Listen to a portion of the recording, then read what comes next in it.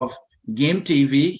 I am Anthony Cie hosting, and it is my honor to welcome you to this broadcast here at GAM TV. This is episode 4 of GAM TV, and you are highly welcome. We ask that you stay with us in this yet another exciting edition of GAM TV. Mr. Josiah Joekai Jr. is our guest in studio. As you can see, he is comfortably seated, and we are going to have an exclusive conversation with Mr. Josiah Joekai Jr. He's my guest. He is the executive chairman of the Grassroots Alternative Movement, Diaspora Dimension, and we are here sitting down with him, and he joined us in studio here at GAM TV. At this time, I will welcome my guest, who more like will be the speaker in this conversation. Joe, another edition of GAM TV. Welcome. Thank you, Anthony. As usual, I'm very excited today to be here. Look, GAM TV is getting better every day, and I'm not going to stop appearing on the show, especially the Saturday special edition. And so let me say it's an honor for me to be here again so we can talk about the issues that really matter to our country, Liberia, most. So it's good to be on GAM TV. Like I said, last Saturday edition that is going to get better every time we get here. I see the changes taking place. The background is so beautiful, so colorful. Yeah, and I just want to say thank you for the hard work, Anthony. It's good to be here.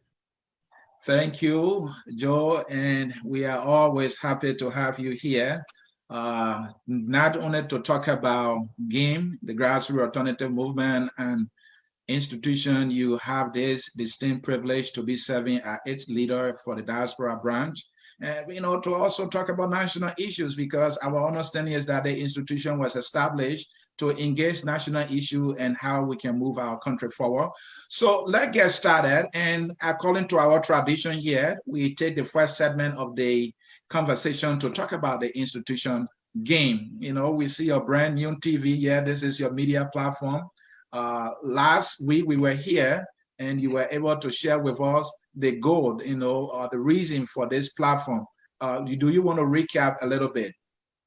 Yeah, I just want to add by saying that GAM TV is here for everyone. It's a broad-based platform, that gives everyone the opportunity to be heard, no matter where you come from, your background. Here, we don't look at your creed, your status by any measure. Once you have positive messages, positive information, your opinion that matter to the forward march of Liberia, you are welcome. This platform is going to be available to you.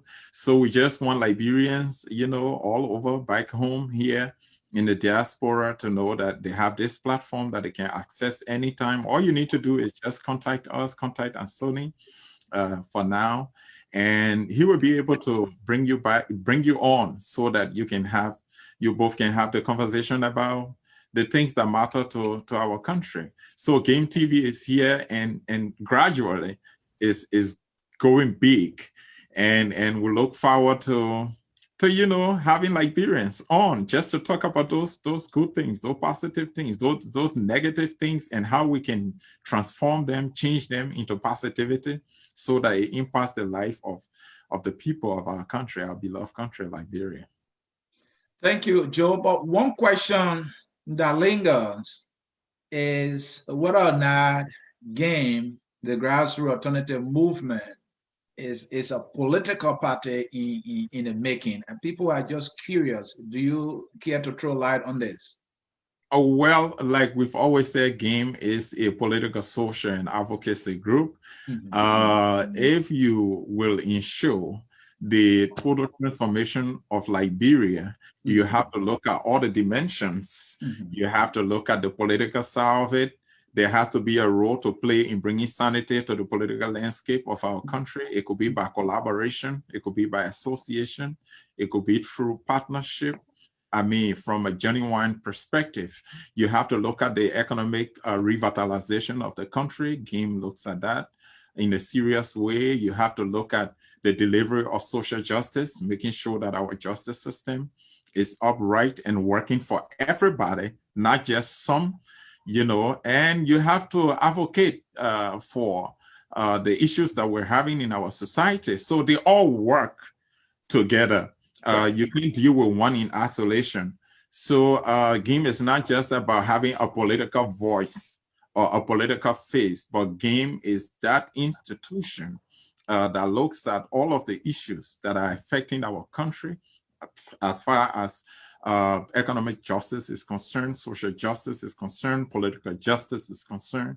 So we are looking at every dimension, Anthony. And that is why in order to ensure that we succeed in this endeavor, that I refer to always as an imperative, GAME has established this platform so that we can hear from all sides. That's the only way we are able to reason together. When we come together and we talk about how we feel about the way things are being done in our country, governance of the country, then we have the opportunity to reason together. The institution GAME, I'm not sure if it is that household name yet. Any effort in that regard, any collaboration is a big thing now, Joe. Any collaboration, conversation, or plans in the making at this institution? Absolutely. So what we're doing at GAME is to look at our programmatic areas and ensure that those who are leading those areas, those thematic areas, they are able to collaborate with efforts that are on the ground in the country. There's so much that's being done by everybody, by politicians, by pundits, by just ordinary Liberians who are engaged in political or non-governmental activities. We have civil society organizations. So we have our education program, and you are fully aware that through our education program, we are now trying to collaborate with education-related organizations on the ground. We also have our justice advocacy aspect of our program, and through that, our coordinator is trying to engage with other advocacy groups on the ground. We have our gender coordinator who is currently engaged with many of the gender groups on the ground, and this is how we want to go about it. We don't just want to have, policy discussion just from the top, but we want to make it practical. We want to make sure that we are able to engage with the Liberian society at various levels so that the impact can be felt, and through the education dimension, currently we have our education coordinator in Liberia who is also conducting a major assessment. And this is geared towards what we can do as an institution to intervene in helping to solve some of the educational issues that we are having, how we can help the government to transform the sector to make it better, to work for everybody. Is that through policy recommendation? Is that through assisting families with some financial assistance that can help the children to stay in school? Those are the kinds of things that we're trying to do. And if you want to succeed politically, then you have to help to lift the economic standing of every individual citizen of the country. That is very paramount. And that's what we are trying to do. Ladies and gentlemen, follow us here at GAME TV. We want to say thank you for joining us as we continue with our conversation with Mr. Joekai Jr., Executive Chairman of the Grassroots Alternative Movement. The platform you are watching is called GAME TV, and it is the media platform of that institution. Joe, let us talk. Let's pivot to national issue a little bit. But before we do, if you don't mind, you wrote a book. I mean, just on the onset of two presidents, President George Manawia and Donald Trump, and you titled that book, The Danger of a Celebrity in Power, the Case of Liberia. But in that book, you give details about Donald Trump's too, who happened to be a celebrity and then got elected just about the same time in the United States. We just saw a display of carnage at the US Capitol because of this celebrity. My question I'm asking is, what is this danger that you saw? Is the Capitol carnage just an example of it? A very good question, Anthony, and I'm glad you brought up the issue of the book I wrote, The Danger of Celebrating Power, the Case of Liberia. I know that you and I had a conversation back and forth about, why I did not title the book to reflect the United States also. And your understanding was that would have made the book very, very attractive compared to what it is right now, even though we have started to get some very good reviews, from people buying the book from Amazon. And that's very interesting. I just thought to indicate that also. Right. But the book was written exactly 1 year into the leaderships of former President Trump and President Weah of Liberia. And when George Weah was running for president, it wasn't by accident. We know that since 2005, George Weah expressed interest and tested the political waters in Liberia. We had a disquieting political landscape from the time he attempted. And I started paying some keen attention to that because I knew that the political future of the country was going to be rocky, with Rocky attempting to become a president, of a war-torn country for that matter. And so while having that reflection all the time, and I also got to realize that another celebrity was attempting in the United States to run for the office of president, the greatest democracy, on earth, a powerful democratic nation that has enjoyed the benefits of genuine democracy for more than 2 centuries. So it was just difficult for me to fathom that and to see the possibility of a guy like Trump becoming president of the country after following his lifestyle, reading about it, and getting to know how he interacts with people from the extreme perspective. And he's this regular guy, somebody who was not endowed with political governance experience. Yes, he came from the corporate world, but much of his time in the corporate world considered controversial by many of the people he's interacted with.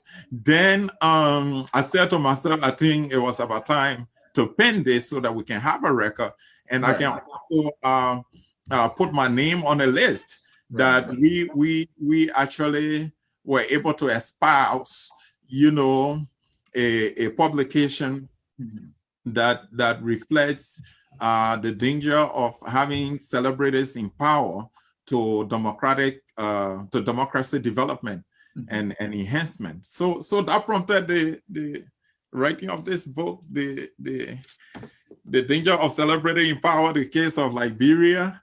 And the book actually has 5 chapters. Interestingly, the first chapter is a closer look at a nation in transition, Liberia.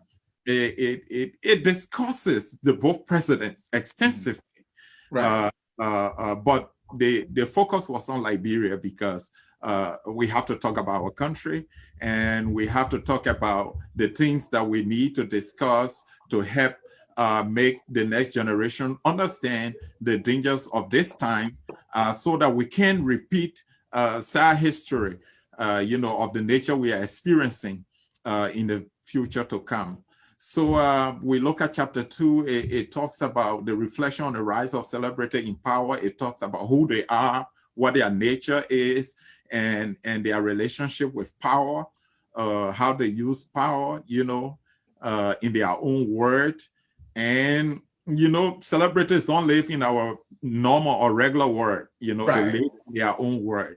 So that is discussed to a large extent. And then the journey to stardom, it looks at George Weah exclusively. He did that people refer to as being humble, from the slum of Gibraltar all the way to Europe. It looks at that, how he rose to stardom.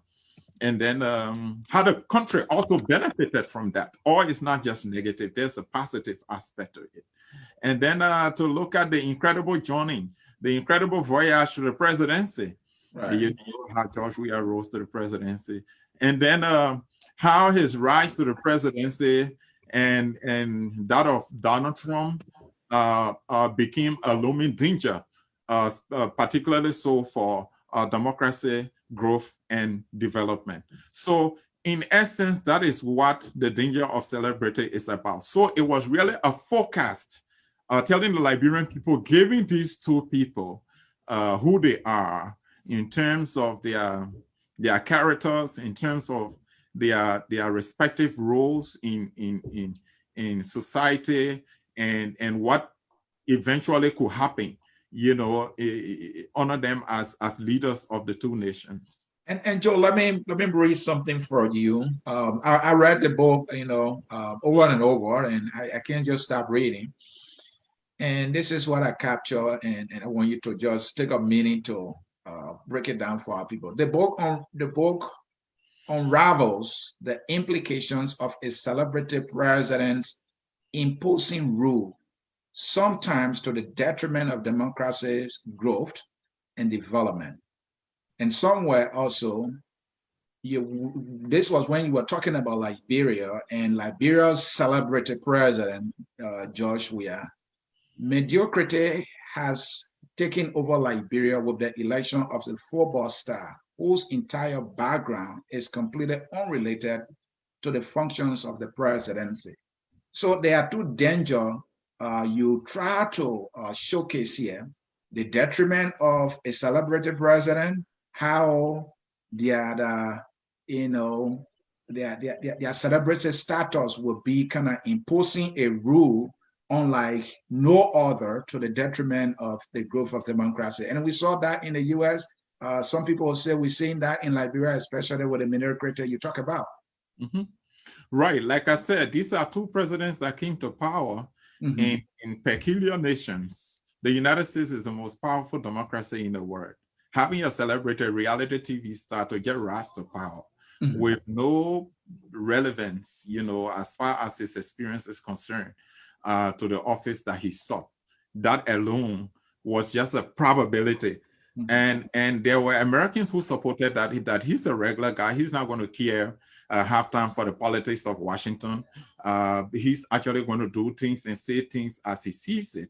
And so they thought that he would have been this truthful guy, this guy who is real and could be practical in helping to solve some of the economic issues that the country was faced with at the time. And that I'm sure they also thought that he would help to bridge the racial divide in the country, which was completely contrary to who he is. This was just a guy a regular business guy who was involved with some of the guys in the world that America considers to be danger, to democracy, development itself.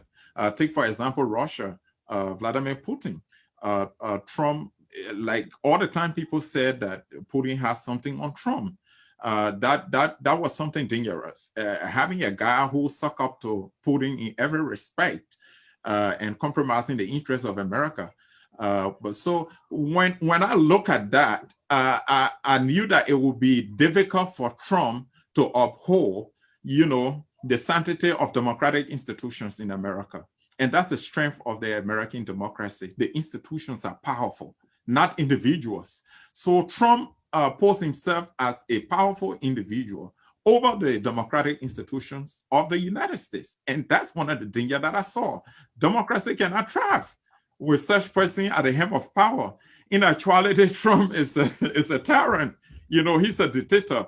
By everything that he did, no one has to go back to take stock to believe that he's a tyrant. And so that alone was a danger to the growth of democracy, to upholding America's enviable democracy. And so it was something that I saw. And that's why I specifically underscore it in that respect as you read it. In Liberia, I talk about mediocrity. Absolutely. You saw a George Weah who everybody had the notion, the conviction that he came from a humble background. But wait a minute. George Weah was only humble because he came from a poor background, like any other ordinary Liberian. It did not depict that he was humble in actuality. So you could see a humble guy, but he was not really humble. He was constrained to be a guy who was just a switchboard technician for a short time at the Liberia Telecommunication Corporation for some time, and then jumped from that and started playing soccer. And he was able to identify his talent and a God-given talent we should pursue. And then from the slum of Gibraltar to Tunisia in Cameroon, and then to Europe.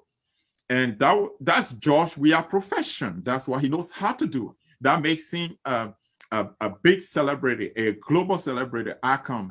He's a chief, undebatable in the celebrity world. But Josh Weah is a character that has short attention span.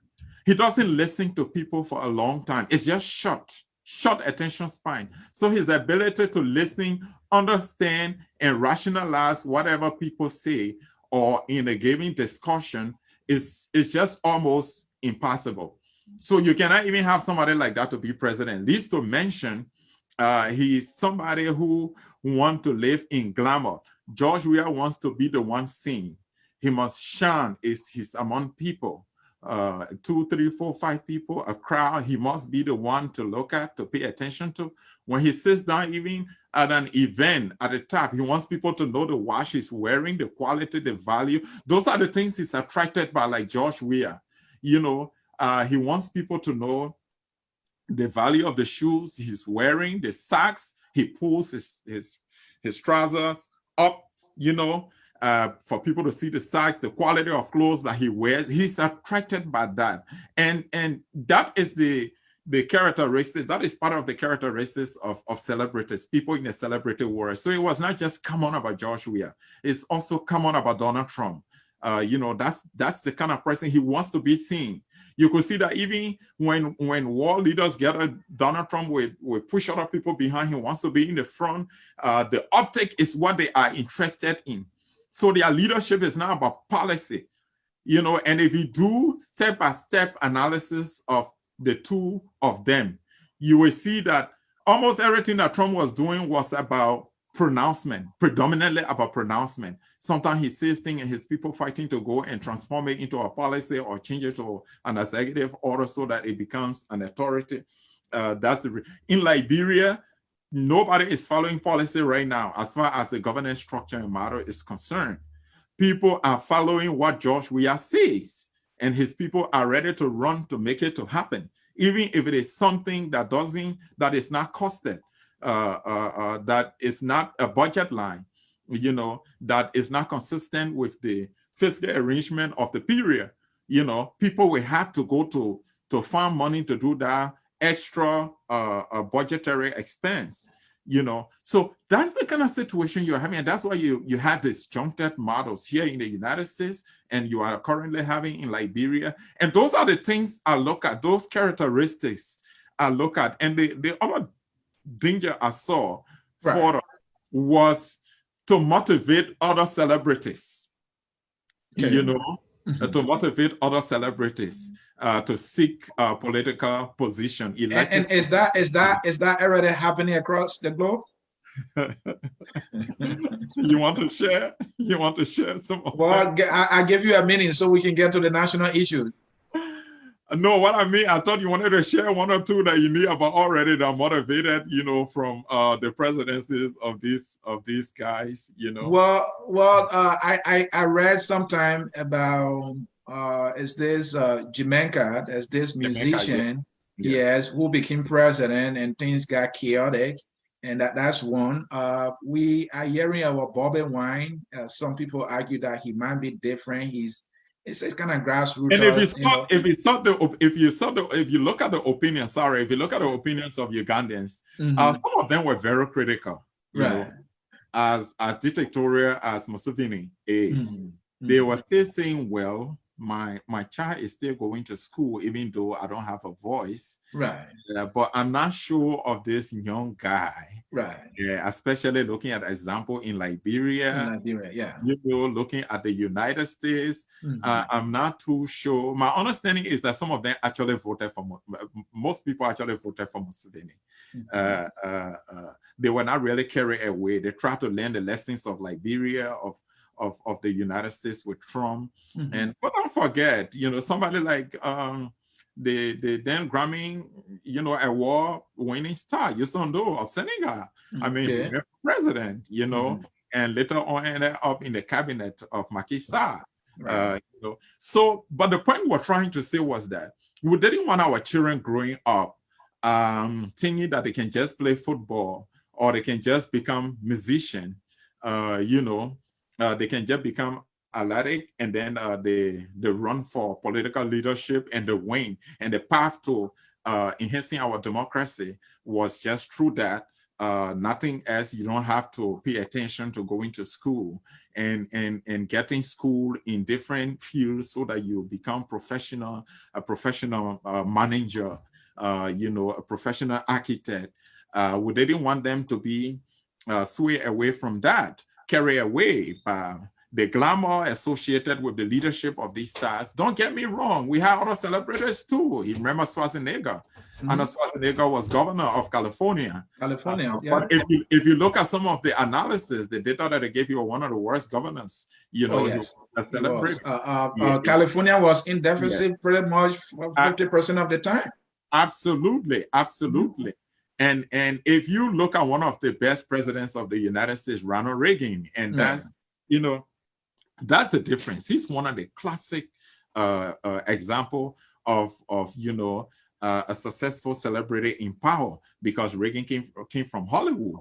He made several movies with several stars in Hollywood.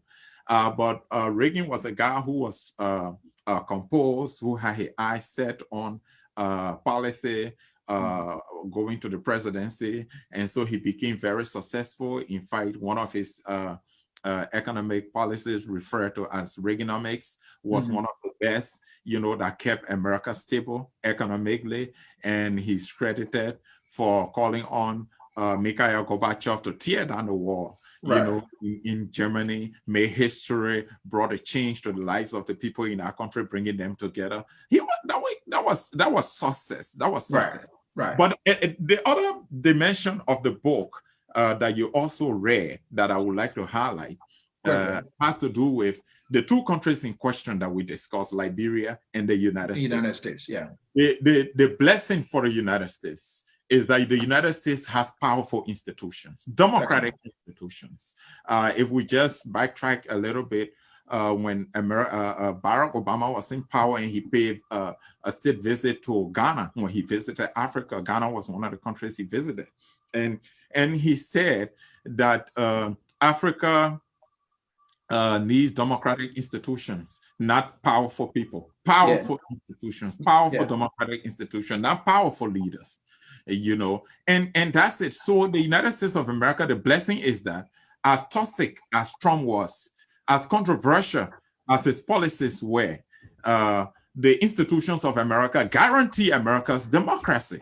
And that is why I highlighted in the book that would be the only blessing for America, that America wouldn't shut down. You know, America couldn't be shattered completely, broken by Trump controversial policies. It's because of the institutions. And you saw how the institutions were at work during Trump's rule, you know, when he flocked with some of the worst.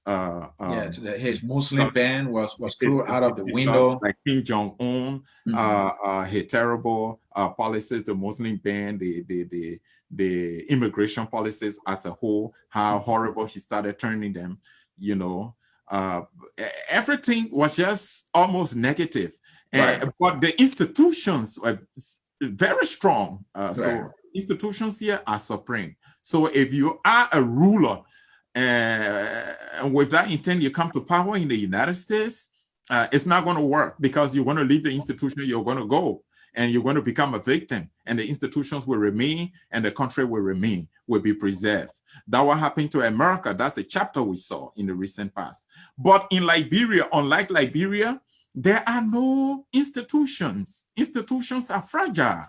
They are about the people who lead them. It is not about the systems and structures, but it's about the people who lead. They look up to the people. So we have a look up. Even when you look at the dynamics of power play, you have two things that happen. The voice of the people, which is powerful, is either the voice of the people, which is powerful, and that means realistically they have the power and they're exercising the power.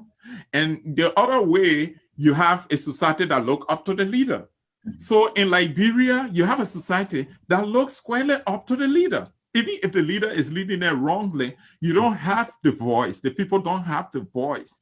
They have it written on paper in black and white, but they don't have the nerve to be able to call out their leaders when they are leading them wrongly, when they are making the wrong policies. The few that even try to do that, they are demonized. They are seen as enemies of the state. I highlighted that in my book. They are seen as enemies of the state, because at that point, the state side with the leader. Even as bad as the leader is, the state side with the leader. And the reason for that is that they look up to the leader. It's not a structure in which the leader look up to the people, which is supposed to be the case based on the current concept of governance that we have in our country, democracy. So these are the highlights of the book, you know. And Joe, you are absolutely right. You know, when you look at the institutions here in the US, how the institutions work. And if you have never believed that, you know, for once in your life, we saw it at, you know, play when Trump was challenging the election results about 52 times. Everything was thrown out of the window by the courts because they knew he was not telling the truth. He was lying. The institutions were at work. The institutions were at work. 60 lawsuits thrown out. Yes. 60 lawsuits thrown out against the sitting president of the United States. Yes. That's democracy. For me, I did not regret Trump's actions, because I was always assured by the strength of the democratic institutions of the United States. Right. That's the source of my conviction. You know, and if you take that to Liberia, let me give you an example that you can explain.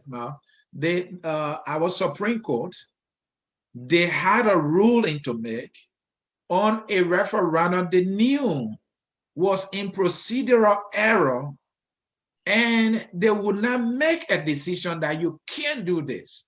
And they went on, and now we saw the result. The Elections Commission did not man out simply because that was not going to be the president's interest. The president wanted a referendum, and he wanted it for political reasons, to amplify, you know, that the president is well on course. The president has instituted constitution reform. He's amended provisions of the Constitution under his leadership. His people will run with it. The optic, they were concerned about the optic. Like I've always said, you know, dictators, tyrants are always concerned about the optics. They want to be seen. They want to be heard. Everything has to be about them. And that's why I said Liberia is a society that look up to its leader. And we have to adapt the structure where the leader looks up to the people. It has to be the people with the voice, the people who dictate the course, and not the leader. So until we can go back, and that brings us to our laws, to look at the laws, to change the laws, to address this issue of imperial presidency. Because I said we always create, imperial presidency is created by the structure of our law in the country. So much power goes to the executive, and especially when you have a rookie in charge like George Weah, whose background, like I said in the book, is completely unrelated to the job that he has. Look, George Weah would have done better by not becoming president, by engaging in social services, by using sports, maybe music, which is his calling, using sports and blend that with music it was going to be better. Maybe getting young people attracted by that, it was going to be better. He was going to help thousands of young people, to identify their talents and to develop it and to become positive people, to become good examples for their friends, and other kids of the country to grow up to be great people, just as George Weah became. But he was on the wrong side, because this engagement now in politics in Liberia doesn't work well for George Weah. That's not George Weah. He's not performing. He is not performing, and he's not going to perform. I've always said, and you guys laugh, I've always said that George Weah is doing his best. Every time I say that, you guys laugh at me, a whole lot. He is doing extremely his best.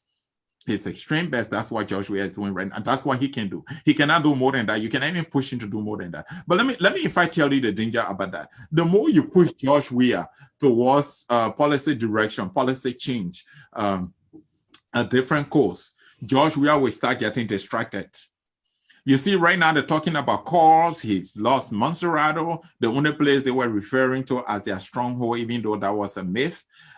He's lost it twice. He's lost it twice, Monserrate.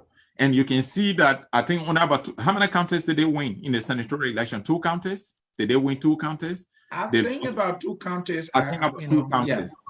Yeah. Imagine Miguel is from Bapolo, George Weah, like Monserrate, and they lost those 2 places, and they lost all other places. Yeah. George Weah is not carried away by that. George Weah, as we speak, George Weah is contemplating on what his next release will be, his next music will be. He's not worried about concerns that this is the beginning of a political doom for him, and that what could be his political future in the country, or even probably after the presidency in 2023. That's not George Weah concerned. He's concerned about today. He's concerned about how everything can be about him, people talking about him, the clothes he wears, and the cars he rides, and it's about pomp and pageantry, it's about glamour. That's the celebrity word. And celebrities usually are controlling because they rule their own world, they are not in our regular world, they are living in a different world. So to have a celebrity to become a president in a country that practices the concept of democracy, that alone is a threat to democracy. And that's what we were experiencing in the GAM chapter in the United States. That was a threat to democracy. Imagine if America were to have another 4 years of Trump. Even as strong as the democratic institutions are, they were going to start eroding by all means, because the fight is that he's a tyrant. He must have his will. Right. Trump did not concede the election. That's terrible. Very, very terrible. The transition is supposed to take place, the uptake that's supposed to give American children, the next generation, the understanding about how power is transferred in their country. They miss it. The children miss out on it this time. They didn't see that happen. They didn't see that happen. They didn't see their former president engaging with his successor. It didn't work. It didn't happen. That's a threat to democracy. But he did it in the midst of a pandemic that is killing millions of Americans, and he just didn't care. All he cared about was absolutely. That's the clear example of who many celebrities are, because they must have their way, and George Weah must have his way. That's what happened in Liberia. And on a sad note, the country was divided when George Weah rose to the presidency. The ordinary Liberian thought that it was their moment. They thought that it was a moment for change, genuine change. They thought that he looks like them, he was like them, he reasoned like them, and that they were going to be his priority, and that there were going to be policy change and everything. You can't have policy change, with somebody in charge who has no understanding about policy and who has no interest in learning what making the right policies are to directly impact the lives of the people. You couldn't have that here in the United States. You can't have that in Liberia with somebody at the helm of power with that reasoning. And somebody who is deeply into the key political actors, the people who make the greatest decisions that are supposed to directly impact the people economically, socially, to guarantee their security. so that they can enjoy the benefits of the place they refer to as their home, their country. It's not possible in Liberia right now with this current leadership in the country. So the book took into consideration of all of those things, those issues. Thank you. That is why I forecast that we had danger looming, that we actually had danger looming. Thank you. Surely danger has been looming, and we have seen it as full displays right now. Folks in cyberspace following us here at GAM TV, this is another episode of GAM TV. We are happy to have with us Joekai Jr., who is the executive chairman of the Grassroots Alternative Movement, Diaspora Dimension, and we are having an exclusive conversation with him on the work of GAM and national issues. This program comes on every Saturday at 11 a.m. Eastern Time. We're a little bit behind schedule today, but follow us here every Saturday at 11 a.m. Eastern Time. Joe, let me bring few national issues to you so you can address them in the final segment of our discussion here. NEC, again, there was a protest for pay. That's one. And this is not new. Nurses protested. Teachers have to lay down chalk. When students went to protest, they were sprayed. And I don't want to bore you about the one at the legislature, at the judicial branch of government. People have been protesting from the time the government came in. And then NEC, that just conducted an election, will not pay their contractors. So then there is NETMO, an institution that tracks the promises of government and politicians, just released its written report. The Joshua government completed only 8% of its 113 promises in their third year. Now they are in the fourth year. And then last but not the least, we are printing billions again, Joe. What's your thought on this? Maybe we should take them one by one and do that. Just talk about them, giving your time into consideration. I know you have a lot to do, Anthony, but we can just take time briefly to talk about each of them. On the issue of the next staff protests, Anthony, like you rightfully said, it's not strange. This happens all the time.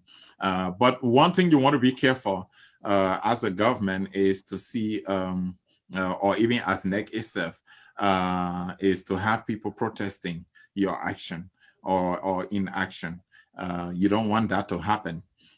So I highlighted this in previous conversations with you and interviews that are granted to other institutions, that NEC was not proceeding properly with the organization of the senatorial election and the referendum combined. And that was one of the reasons why GAM called on the government to postpone the referendum, because critically they did not have the finances on time, and they did not even have the required amount to be able to address all of the mounting issues that they had.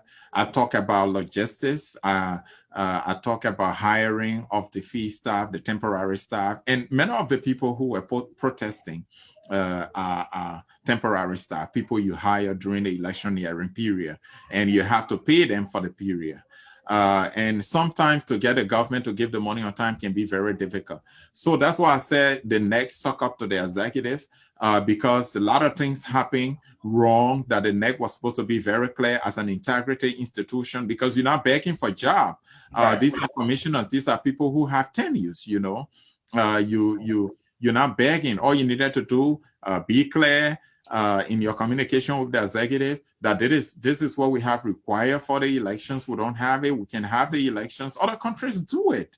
They make sure that their governments provide what is required for election. The NEC did not have the money. Let me just put it squarely to you to tell you that NEC did not have the money to satisfactorily conclude all of its activities. And part of it was the payment of temporary staff. It did not have the money on time to pay them, and that led to the protests. And they should also hold themselves responsible for that. Because with my experience in electioneering, there is no way that I will be an authority at the Elections Commission and the executive undermines my work. It's not possible. And many Liberian people know me for that. I've never drawn back. I was at the commission as director of civic and voter education, and I wrote a 9-page article on how the 2017 election organization was going wrong 2 years to the election. I did not only write blah, blah, blah, blah. Anthony, I systematically arranged the issues that the commission was having, and that it was time for the commission leadership to engage with the executive to raise these issues with them and to find a way to deal with them time enough before even 2017 itself. And it was on the margin of that article that I resigned in 2015. And so that's what you do when you work for an institution of that nature. You have to be clear to the executive. You have to make sure that your operational plan is developed on time. The government receives it, reviews it, and that's through the finance ministry and the legislature, and that the commitments are made time enough before they are executed. So NEC right now is a victim of our own action and inaction. And when it comes to the protest, they must address it. The optic is not good for our democracy. They must address it. They must make sure the people are out of the streets, and they must stop talking about it. And the way they can do it is to pay the people. They are just earned benefits or remunerations. They should pay it to them. On the issue of NEMOT, look, Eddie and I have been friends for more than a decade. The guy who's the executive director of NEMOT, a very good friend, close friends. In fact, I was a NEMOT volunteer before. I'm proud to say that. I used to be a NEMOT volunteer before. And the kind of work that NEMOT is doing in Liberia is one that worth everyone's commendation. NEMOT is very professional. Their governance and democracy projects are worth doing. They engage every branch of government, and they are detailed by going into the different agencies in those branches to evaluate, to monitor, and they work to train officials of government. They do that. They train them in different aspects of governance, policy, justice, elections, management. You know, they do that. NEMOT does that. So NEMOT is credible. That's the first thing I wanted to say. It's a credible institution. Though I don't know what their barometer was to measure the performance of the government during the period, but I would say that their report is one that people should take seriously because of the credibility of the institution. The other thing I can say is that there are many indicators to show you that the government is definitely performing. This report from NEMO is not far from the reality in the country. The indicators are there. Life has become extremely difficult. The economic situation is worsening. It's not improving. Justice is not being dispensed to everybody in the country. It's almost like justice is for sale, where the highest bidder takes the day. That's what happening in the country. Those are indicators that reflect that not much is being done in the country, to credit the government for. And attention is not being paid to these issues. Look, we just had a referendum in the country. We should not be having this situation. That even tells you that the government doesn't even listen to the people. You know how many calls, how many cries, that were made before the holding of the referendum and the election combined, that Liberians telling their own government that this is what we are suggesting to, including NEMO and so many civil society organizations, voice out, the danger and the failure, that we were bound to experience. So I can tell you that, yes, as much as I don't know what barometer NEMO used, but I can tell you NEMO is a credible institution, and NEMO has released many reports of this nature in the past.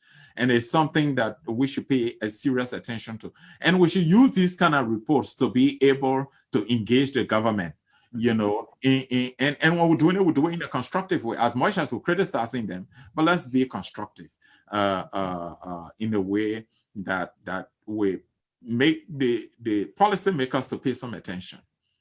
So that's my thought about the NEMO's report, my thought about the protests. I know you talk about printing some more banknotes in the country. I'm not even sure why we are having this conversation at this time. Anthony, just yesterday, we printed how much? 4 billion Liberian dollars?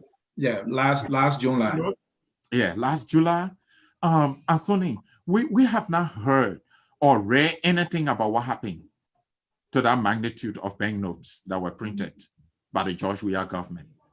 And then you have a government that went into elections and saw candidates of the governing party just dishing out cash to people to see people standing in queues and receiving cash from candidates. And I mean, nothing even happened in that case. And you just printed billions and nobody asking the hard questions. What actually happened to the management of the 4 billions that were printed? Why is it that we don't even have Liberian dollars on the market? Why are we crying? Just last July to date, we're talking about months. And government is coming back and talking about printing additional banknotes. And you will have people supporting something like that in the country. And that's why I said, I referenced initially when we were discussing the issue of my book. I said that was a danger. Because you got people who will suck up to a government of this nature. Because all they know is to look up to the government. And you have two groups of people in that respect. You have the Liberian people who do it ignorantly, thinking that government is a body that's supposed to do favor for them. And you have the other group of people who are actually in policy making positions, who support all kinds of things because they are in it for themselves, what they can get from that for they and their family. And so it's a dangerous situation. The printing of banknotes must not even be a conversation at this time, additional banknote. We must be able to determine what went wrong with the $4 billion and what we can do to fix it. You can't keep printing. I was reading, some notes, some comments and posts on social media and people talking about maybe George Weah, McGill, and others like Samuel Toy should just come together and buy their own money printing machine. And anytime they feel that they need to put up banknotes up there, they just put up more there and keep some for themselves. People sharing that joke. But if you look at that joke critically, it makes a lot of sense. It makes a lot of sense. Because these guys are continuously calling for the printing of banknotes. Why are you doing that? There must be a sinister motive here. There must be an ulterior motive here. If you can print 4 billion banknotes and you can liquidate the economy with that, and you can help with mopping up after you join the past regime, to misapply the 16 billion Liberian dollars, and then you came and got your own $25 million again to mop up. You didn't mop up. Nothing worked. And you have to come back again to print billions at your own advantage and at the disadvantage of the suffering masses. And then in few months, you are talking about printing additional billions. And you're not just printing and walking away, you're printing and paying for the printing also. Yeah. And this is at the cost of taxpayers. Yeah. This is at the cost of taxpayers. And no benefit coming to taxpayers. So the lesson is the recent past. You printed, for God's sake. What have you told the public? What have you told us about that? So we should not be having this conversation. It should not be having. It should not be happening, rather. And Joe, if I may throw this in there, if you look at the 16 that was printed, according to the government, it said, I know they said 15.5, so the 16 was the number, going around, which, pretty much is like accurate. So that was the 16, and then they printed and brought in last July. That's 20 billion. So the question is, what happened to the 20 billion for which you want to print 27 billion? And if you put all that together, you're talking about 47 billion. And the thing is that, Joe, they want to spend $27.5 million to print their 27 billions. Anthony, let me tell you the drama. This is the drama. Everybody right now, majority of the people right now in George Weah government, including George Weah himself, were part of the siphoning of the 16 billion. They were part of it. George Weah was in the Senate. Professor Chambers was in the House. They all were there. Yep. They were all were there. Joy Howard Taylor was in the Senate. They all were there when the 16 billion was printed. Ellen people received some before they left. Josh Weah came and cleared the remaining one, he and his people. So they are all part of it. So they printed that, and I like the way you put everything together to have the totality. Right. And these are the same people who are managing these banknotes. You know, these incredible amounts. This is insane. This is insane. They took 16 billion, they took 25 million, they took 4 billion.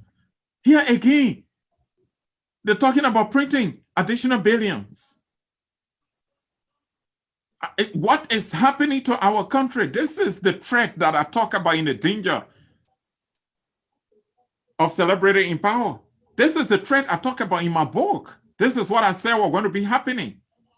We're going to be at the mercy of the whims and caprices of the people in power right now.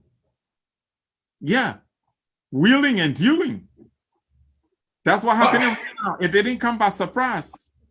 It didn't come by surprise. I know. All right, Joe. Again, we can't always thank you enough for coming here, and sharing your thoughts on these national issues and how we can be able to navigate through them to have a country. Because, Joe, you know very well, we must have a country, and not just any other country. We must have a democratic country because democracy works.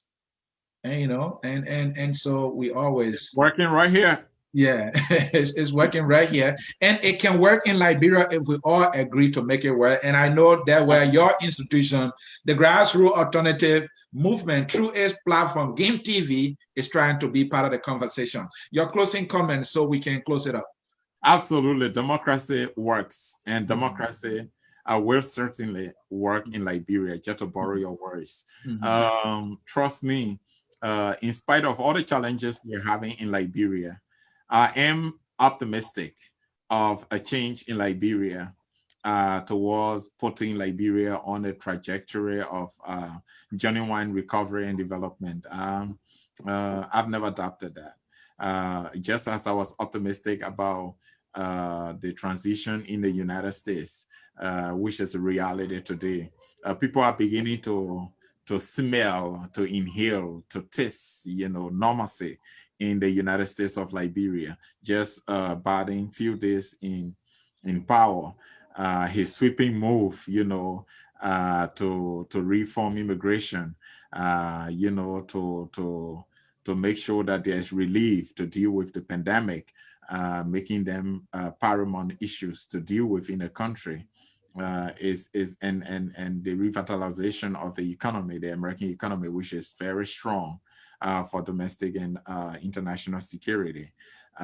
So I got the same optimism that it's going to be okay in Liberia. We are the agents of change. We will never stop talking about how we can go about this, and GAM is well situated. It's one of the ideal institutions, and when I look at GAM media platform, it just makes me prouder more and more, because this is giving us a voice. When I say us, everybody, every Liberian and every lover of democracy, a voice, that we are able to come here to talk about the gender issues, to talk about the social issues, to talk about how we can transform our education sector, to build an educational system that works for all of the Liberian people.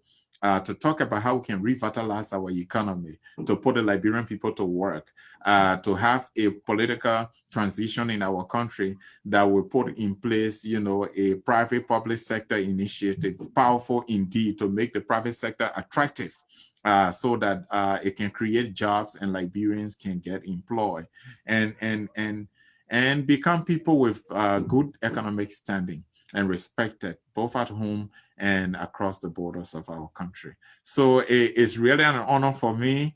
I really hope people will be moved by this and come over to GAM TV and begin to share their thoughts, their opinions about how we can bring change. to our country, Liberia. Thank you. Thank you very much. Joe, thank you so very much, folks in cyberspace. This is how we will conclude this edition of GAM TV. Follow us here every Saturday at 11 a.m. Eastern Time.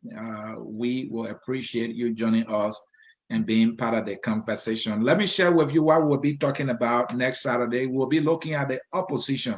What has the Liberian opposition been up to? Election is just barely 2 years from now.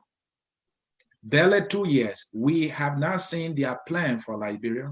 We have not seen their timetable for choosing their candidates. This is a threat to our democracy because we need to have people who are prepared. Somebody will say we need leaders who are shovel ready, who have the shovel ready to go, because we can't afford to do another try and error in Liberia. For Liberians have suffered so much, we need a kind of leadership that is set and ready with the plans. Only plans will get us there and ready to lead our people. Thank you for watching. Like our Facebook page, subscribe to our YouTube channel as well here at GAM TV. Thank you and bye-bye. This song will close us. Bye-bye now. Bye-bye.